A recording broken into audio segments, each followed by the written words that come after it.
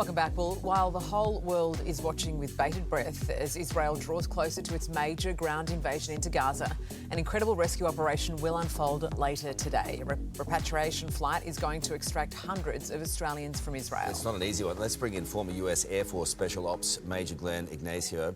Glenn, thank you so much for your time. A busy man. Is there any intelligence suggesting, first of all, let's deal with the military conflict at the moment before we get to the repatriation flights for Australians, that when this ground invasion may happen and how that may hamper things? Yeah, well, one of the things that Israel is very good about is operational security. And so they're going to do whatever they can to make sure that this is a surprise event as much as you can. I mean, they have built up their force as well, but the actual time that they start their activities, they're going to keep that as controlled as possible. One of the things I know that they're looking at is what operations they can do to try to take care of any of the hostages and get them out. So they're looking at the entire battle space and making sure they plan this smartly. The trouble here is the amount of civilians that are caught in the middle, right, Major? How would something like this work when you think about the hostages that are being held by Hamas and also the Palestinian civilians that they're using as protection? Yeah, great question. And it is very difficult because of the density. You know, being a 25-mile by 6-mile space in Gaza that's completely contained right now, you know, collateral damage is always an important thing that we want to watch out for. But again, the density, it's so intense that any operation is unfortunately going to impact the civilians very, very badly.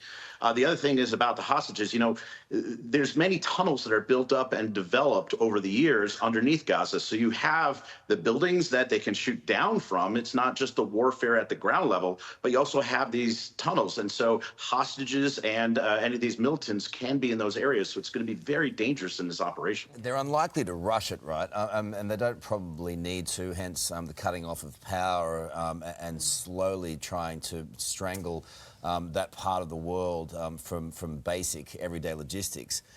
So what would the time frame you would expect the Israelis to be working on over the next couple of days and weeks?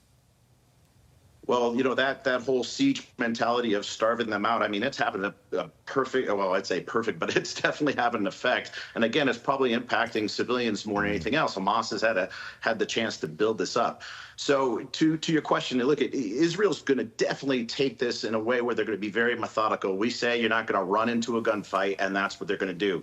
So they're looking at trying to find out exactly where Hamas is and trying to understand the battle space the best. So is that days or is that within a week? I don't think it's that far off. But, you know, the longer this goes on, and I think you're going to see Hamas starting to do some very graphic and disturbing things with the hostages to try to sway and say, hey, Israel, we'll stop doing this if you stop doing that, to impact what I would say the information warfare, not just the actual battle on the ground. That's a good Will point. that work? Well, I think what's going to happen is that, you know, you're going to get a polarized effect. I think that's what's happening around the world right now. We're seeing protests here in the U.S., and I know that there were some in Australia that were significant as well. And that has a unique effect, is that it'd be very graphic, but then you have sort of the sentiment of, hey, Israel, stop, and we'll stop doing this. So it's really a sway of how people feel. But I'll tell you one thing is, with the destruction that's happened with these attacks, the longer that it goes, I think it actually is more against Israel than it is for the Palestinians and Hamas especially, because they are being starved out of their situation. That's going to be very visual because of our connections that we have this day in warfare. I think that's right. The goodwill will evaporate the longer it goes on. Look, let's bring it back to this repatriation of Australians. Our government is launching emergency evacuations flights in the next day or so. Can you paint a picture on the kind of risks involved there, not just from getting from point A to point B in Israel, but even just the flights coming in and out? Yes, absolutely. So Ben Gurion is a pretty well established runway and airport. And so the airlines have actually a very good threat analysis team that takes a look at what environment they're going in. In addition, the Israeli forces are going to protect the airspace and any attacks that could potentially get to Ben Gurion. So the idea that the airlines are still flying and getting people in and out, that's great. If it does get more hostile, we have a thing we call non-combatant evacuation operations, NEO. I've done a bunch of them around the world, and the military would actually fly in and fly out. We're used to that type of threat. But you're absolutely right. As long as Israel's not being attacked and that people can get to the airport and the aircraft can get in and out, that's the best thing. And the quicker that it happens, the better.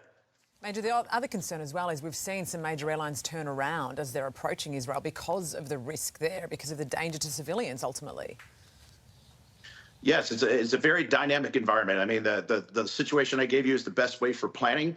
But what's going to happen is if there is an incursion or if there's an attack or any kind of battle within that area, usually within 3 to 5 miles is what we used to look at, is if anything's happening in there, the airlines are going to be as conservative as possible. They don't have all the threat detection and systems to defend themselves like we do in the military.